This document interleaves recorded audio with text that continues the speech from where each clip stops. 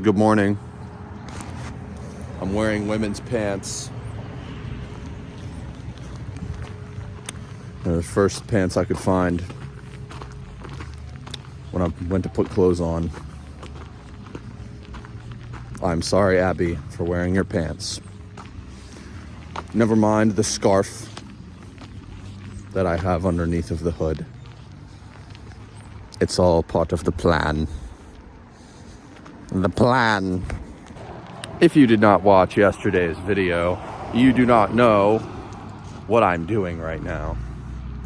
I have a sauna suit on underneath this attire, and I'm going to go running. And hopefully I will get really hot and sweaty, simulating very closely the effects of a sauna. Probably gonna listen to something while I'm running. I don't know what it's gonna be, but I'll update you. Okay, yeah, that shit worked. I'm absolutely drenched.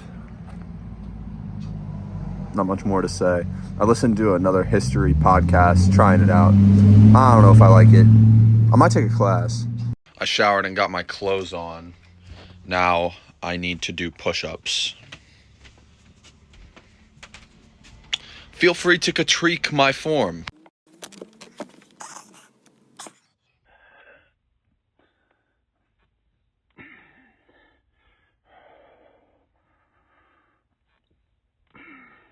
The worst part about a cut is not the hangriness. It's the fact that this business right here, that is going to go away. It's not going to be as big as it used to be, as it is right now. The good thing is that this is also going to go away. Not that it's that bad. I'm not too upset about it. Look at this. Look at this. Oh, she's very camera shy. I'm about to head to the college to study engineering. Why am I studying engineering, you may ask? I'm not trying to get... it's not a course or anything. I just want to learn it because I think it's interesting. And I want to do cool Tony Stark Iron Man shit. Is that too much to ask? I don't think so. I would like it to be known that this shirt was once owned by a gay man.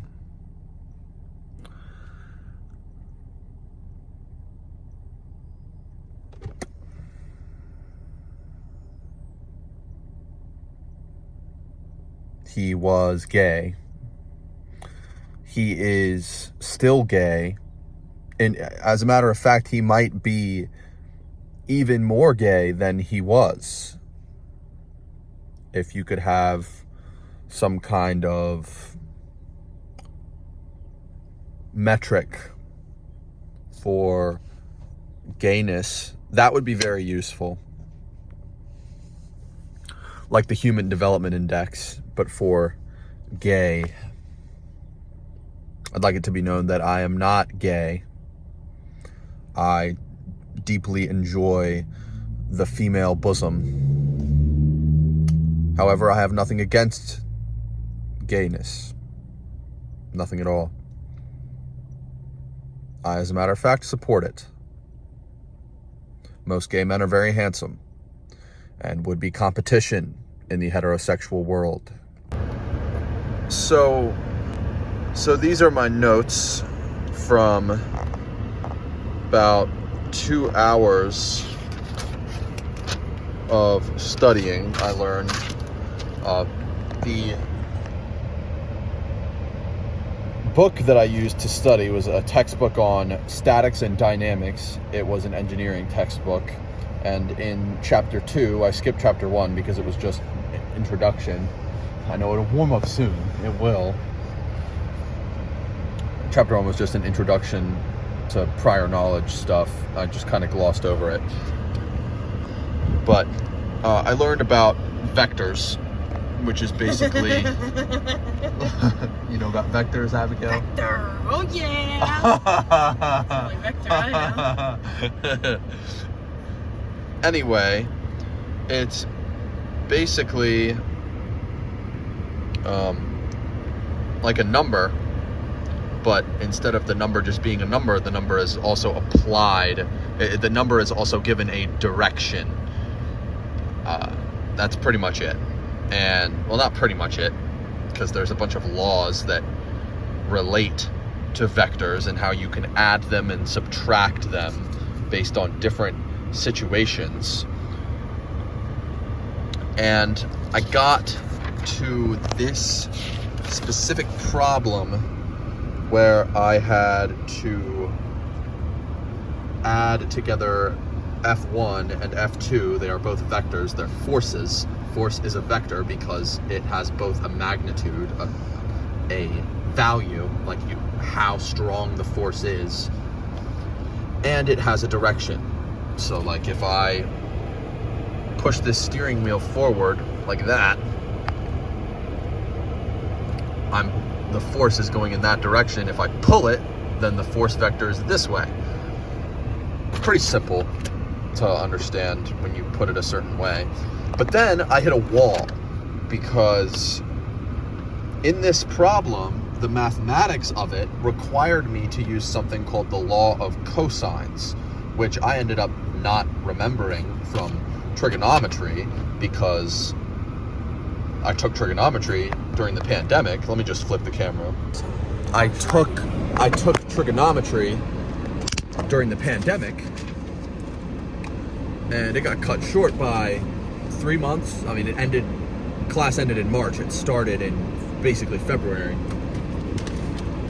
So I don't really remember any of trigonometry, except for the minimal trigonometry that I learned during calculus. And frankly, I don't remember much calculus. So then it got me thinking about the fact that, to be honest, I don't really remember much about algebra.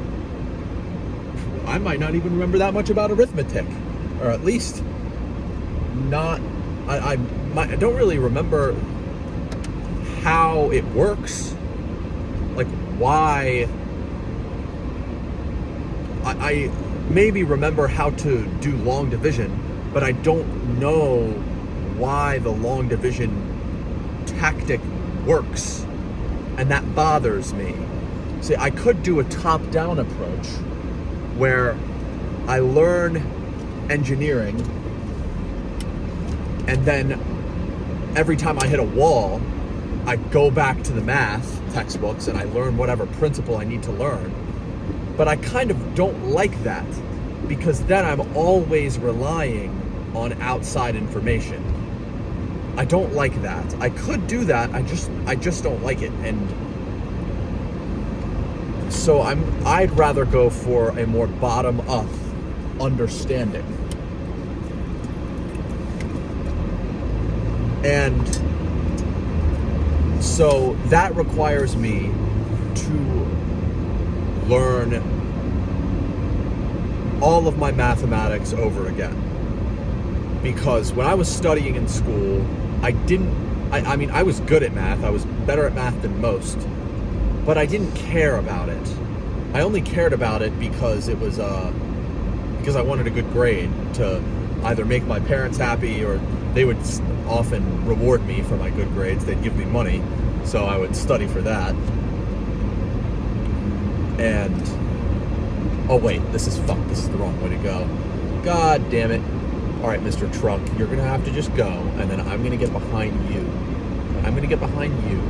All right, well, you're turning. Okay, that's fine with me. Okay. So, where was I? Abby, do you remember where I was? Okay, that's fine. I would rather go for a bottom-up approach where I learn all of the math first, because then I don't have to do patchwork. I don't have to go back to the textbooks to learn mathematic principles every time I run into a wall mathematically. It's like every time it happens to me, every time I run into that wall, my entire reality gets questioned in my brain. I feel a sense of a lack of control. And I don't like that. I don't want to rely on just memorizing. And another problem is that, is this Hook Road? Yeah. Another problem is that I understand a lot of mathematics. I understand how to do math, but I don't understand why a lot of the things that I do in math work. This goes back to the thing I was saying about long division. I know how to do long division, or at least if I watched a short YouTube video on it, I'd relearn it. But I don't know why the technique for long division works. I don't understand math. I understand how to do math, but I don't understand why it works. And that really bothers me. And the thing about math that a lot of people don't appreciate is that it is one of the few universal truths that we have. Everything in life is uncertain. Almost everything has nuance and, math is complex, but almost everything in life is uncertain. I am speaking to this camera right now, uncertain of whether any of this even exists. I don't know whether this phone camera that I'm looking at right now exists in reality, or if it's just some kind of construct that a psychotic patient has created in their mind, and then they've created this consciousness of me, or whether I'm in a simulation and everything that I see right now is all that exists in the simulation, and everything else renders in as I move into it. I know, in terms of what I know, I often find that I know almost nothing. But math is a universal truth. No matter what I am, no matter what reality even is,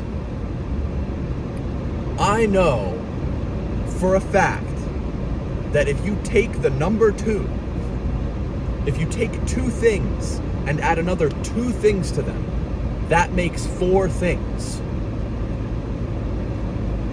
And no matter what universe you're in, let's say I'm in a simulation right now, and the universe above me that's running this simulation of this universe operates in an entirely different physical way. The laws of physics are completely different. There's completely different species. Everything is just not understandable to a being like me. But math would still exist in that place, or at least it would still work. No matter what, it works. At least a lot of it works. The math that, perhaps all of it. I don't know enough about math to know if it would be all of it, but I know that at least some of it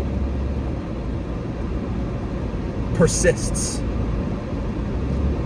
It is one of the few certainties that exist in life.